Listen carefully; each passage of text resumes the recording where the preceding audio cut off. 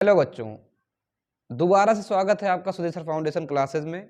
यदि हमारे इस चैनल पे आप नए हैं तो आप चैनल को सब्सक्राइब कर लें, ठीक है। क्योंकि हम ऐसे ही नए वीडियो आपकी पढ़ाई के लिए, आपके जानकारी के लिए हम बनाते जा रहे हैं और बहुत मेहनत से बनाते हैं। तो ध्यान दीजिए, इस वीडियो के लास्ट तक बने रहें, जरूर कुछ ना कुछ आपको नया मिलेगा और कुछ सीखने को मिलेगा। तो देखिए, आज कई बच्चों ने हमसे कहा कमेंट में, सर आप केमिस्ट्री का जो पहला लेसन है हाई स्कूल में, क्या है, रासायनिक अभिक्रियाएं और समीकरण, इस पर भी वीडियो बना दीजिए। तो हमने थोड़ा इस पर अध्ययन किया और आप लोग को कुछ ना कुछ एक नया तरीके से बताने का कोशिश किया। चलिए देखिए, वीडियो को हम स्टार्ट करते हैं ज़्यादा समय ना लेते हुए, ठीक। चलिए वीडियो में स्टार्ट करते हैं। क्या पहला चीज़ देखिए ध्यान से कि पहली बात आती है कि रासायनिक अभिक्रिया कहते किसे हैं। पहली बात क्या आती है, रासायनिक अभिक्रिया कहते किसे हैं, इसकी परिभाषा क्या होती है। तो परिभाषा यही है, कहेंगे जब दो या दो से अधिक तत्व अथवा यौगिक मिलकर क्या नए तत्व अथवा यौगिक का निर्माण करते हैं, उसको बोलते हैं रासायनिक अभिक्रिया। कहेंगे जब दो या दो से अधिक तत्व अथवा यौगिक मिलकर एक नए या एक से अधिक नए तत्व अथवा यौगिक का निर्माण करते हैं, उसे क्या बोलते हैं, हम रासायनिक अभिक्रिया बोलते हैं, ठीक। चलिए एग्जाम्पल से देखते हैं कैसे। मान लीजिए हम क्या लिख दें, आपका sodium hydroxide, sodium hydroxide plus hydrochloric अम्ल, हाइड्रोक्लोरिक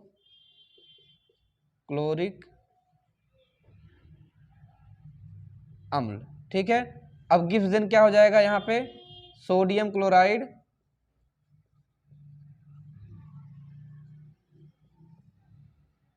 अब प्लस क्या मिल जाएगा हमको, जल। तो देखिए ये भी एक रिएक्शन है, क्या है, सोडियम हाइड्रोक्साइड और हम क्या करें, हम किसको, हाइड्रोक्लोरिक अम्ल को एक साथ जोड़ देंगे तो हमको क्या मिल जाएगा, सोडियम क्लोराइड यानी नमक, और क्या मिल जाएगा, जल। तो ये हमारा क्या है, हम दो यौगिकों को क्या कर दिए, जोड़ दिए, हमको नया यौगिक प्राप्त हो गया, नमक या सोडियम क्लोराइड। तो इसी को बोलते हैं क्या, रासायनिक अभिक्रिया। अब बात आती है रासायनिक समीकरण किसे कहते हैं। तो वही है कि रासायनिक अभिक्रियाओं को उनके संकेतों के रूप में, किसके रूप में, संकेत यानी प्रतीक के रूप में लिखना क्या कहलाता है, रासायनिक अभिक्रिया का समीकरण कहलाता है या फिर रासायनिक समीकरण कहलाता है, ठीक। जैसे देखिए क्या है, सोडियम हाइड्रोक्साइड लिखा है तो इसका प्रतीक लिख दीजिए NaOH प्लस हाइड्रोक्लोरिक अम्ल लिखा है HCl इक्वल टू, ठीक। फिर सोडियम क्लोराइड लिखा है तो NaCl, फिर जल लिखा है तो H2O, ठीक। अब क्रिया संतुलित अगर संतुलित कर लेंगे, देखिए तो ये अगर हम उसी को संकेत के रूप में लिख देंगे तो इसको बोलते हैं रासायनिक समीकरण। क्या बोलते हैं, रासायनिक समीकरण। और अगर वैसे भी रासायनिक अभिक्रिया भी इसको भी कहेंगे, ऐसी बात नहीं है, लेकिन अभिक्रिया को जो हम संकेत के रूप में लिखते हैं उसी को बोलते हैं रासायनिक समीकरण।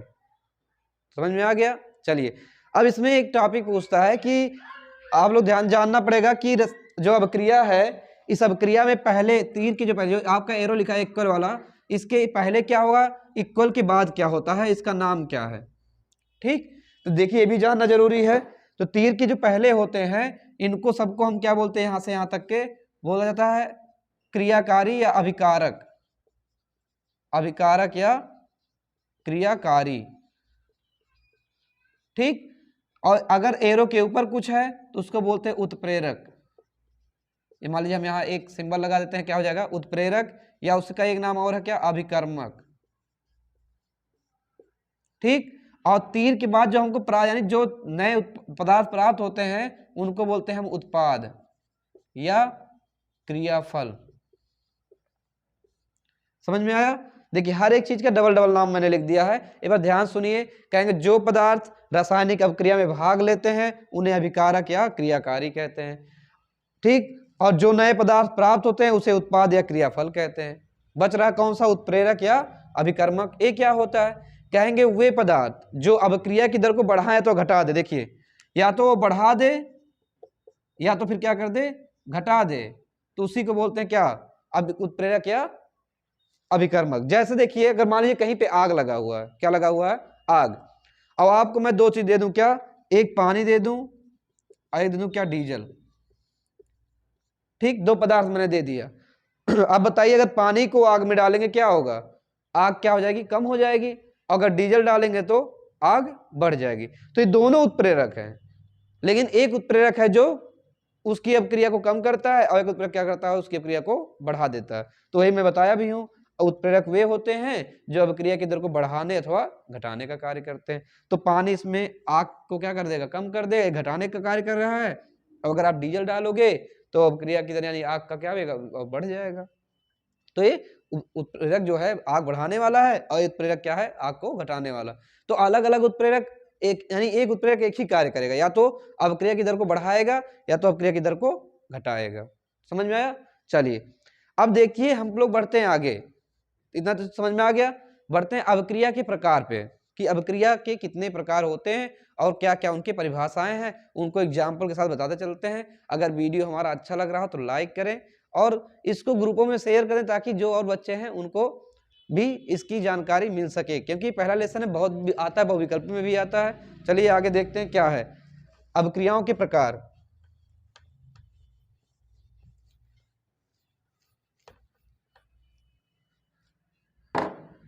देखिए अभिक्रिया के प्रकार क्या है। अभिक्रिया के प्रकार, तो पहला प्रकार क्या हम पढ़ते हैं, संयोजन अभिक्रिया। इसका 3 नाम है भैया, संयोजन अभिक्रिया, या कहिए संकलन अभिक्रिया, या कहिए योगात्मक अभिक्रिया। यानी एक अभिक्रिया का 3 नाम। ठीक, क्या क्या, संयोजन, संकलन, योगात्मक अभिक्रिया। ठीक, ये तीनों चीज एक चीज का नाम है, यानी एक ही अभिक्रिया का नाम है। चलिए इसको हम इसके रिएक्शन के साथ आपको संतुलित करते चलते हैं और बताते हुए चलते हैं, आपको समझ में जरूर आएगा। तो मेरी बात पहले ध्यान सुनिए कि परिभाषा मैं लिख नहीं रहा हूँ, परिभाषा केवल आपको बता रहा हूँ, उसको सुन के ध्यान से नोट करिएगा और समझने की कोशिश करिएगा। ठीक है, ताकि समझ में आपको आसानी से आ जाए। चलिए देखते हैं क्या है। मैं एक पहले रिएक्शन लिख रहा हूँ, ठीक है। जैसे लिख दूं यहाँ Mg plus O2 equal to क्या बन जाए, MgO। ठीक, बाद में हम बैलेंस कर लेंगे, यहाँ 2 लगा देंगे, तो बैलेंसिंग बोला जाता है। बैलेंस करने के लिए मैं एक आपको वीडियो दे दूंगा नया अलग से, उसमें बैलेंस करना आपको मैं अलग से ही सिखा दूंगा कि बैलेंस किया कैसे जाता है, बहुत आसान ट्रिक में। ठीक है, अगर सीखना हो तो आप लोग कमेंट में लिख दीजिएगा कि हमको बैलेंसिंग सीखना है सर, मैं आपको बैलेंसिंग करना जरूर बताऊंगा। ठीक है, चलिए देखते हैं। अब देखिए क्या कह रहा है, कहेंगे वह अभिक्रिया, कौन अभिक्रिया, वह अभिक्रिया जो 2 या 2 से अधिक तत्व अथवा यौगिक को मिलाकर केवल एक ही प्रकार का यौगिक बनाता है, उसको हम क्या बोलते हैं, क्या, संयोजन, संकलन या योगात्मक। एक ही यौगिक बनाएगा भैया, क्या बनाएगा, एक ही उत्पाद का है, चाहे एक ही यौगिक बनाता है, उत्पाद बनाता है। अब देखिए यहाँ 2 चीज जुड़ा ना, एक Mg और दूसरा A, अब मिला कौन सा, केवल एक पदार्थ। 2 या 2 से अधिक पदार्थ मिलकर क्या बनाए, केवल एक पदार्थ बनाए, तो उसको क्या बोलते हैं, संयोजन। सब जुड़ जाए एक साथ, कोई और अलग नया कोई चीज ना बने। जैसे खिचड़ी होता है, सब चीज मिला देते हैं, मिल जाता है क्या आपको, खिचड़ी। तो खिचड़ी भी आपका क्या, संयोजन ही होता है, हर एक चीज मिला दिया तो खिचड़ी बन जाता है। तो ऐसे ही ये अभिक्रिया होती है, इसमें सब चीज क्या कर देते हैं हम लोग, मिला देते हैं और मिलके सब एक ही चीज बन जाता है। ठीक, तो एक चीज जब बनता है तो क्या होता है, योगात्मक अभिक्रिया या संकलन अभिक्रिया या संयोजन अभिक्रिया। ये हो गया। चलिए मैं एक और रिएक्शन देता हूं, जैसे लिखा हो क्या, यहाँ लिखा हो KCl प्लस O2 और यहाँ बन जाए क्या, KClO3। ठीक, तो इसको बैलेंस हम कर लेंगे, बैलेंस करने में कोई दिक्कत नहीं, यहाँ लग जाएगा 2, यहाँ 3, यहाँ 2, बैलेंस हो गया। अब देखिए यहाँ KCl पोटेशियम क्लोराइड और ऑक्सीजन को हम मिला दिए, पोटेशियम क्लोराइड बन गया, यहाँ KClO3। आपका देखिए एक ही उत्पाद तो बना, जब एक उत्पाद बनेगा क्या होगा, वो अभिक्रिया संयोजन अभिक्रिया। ठीक, या योगात्मक अभिक्रिया या संकलन अभिक्रिया। तो मुझे विश्वास है ये जरूर समझ में आया होगा। चलिए एक और पढ़ते हैं, इसी पे ही रिलेटेड है, इसी का सेम उल्टा, सेम क्या है, इसी का उल्टा उस अभिक्रिया का क्या नाम है, दूसरा मैं हेडिंग यहाँ डाल देता हूं, क्या है, वियोजन अभिक्रिया। क्या, वियोजन अभिक्रिया, या इसी को विखंडन अभिक्रिया भी बोलते हैं, वियोजन अभिक्रिया। ठीक है, अब वियोजन मतलब शब्द से ही पता चला, वियोजन कहेंगे वह अभिक्रिया जिसमें कोई एक पदार्थ या एक यौगिक, ठीक है, टूटकर 2 या 2 से अधिक नए यौगिक बनाते हैं, 2 से अधिक नए यौगिक बनाएंगे, उसको हम क्या बोलेंगे, वियोजन अभिक्रिया। ठीक है, अब जैसे देखिए इसी का उल्टा कर लीजिए, क्या कर लीजिए, उल्टा। हम क्या करते हैं, यहाँ लिख दे क्या, KClO3 और यहाँ गिब्सन कर दीजिए, यहाँ हो जाएगा KCl प्लस O2, बैलेंस कर लीजिएगा, यहाँ पे 2, यहाँ 2 और यहाँ 3।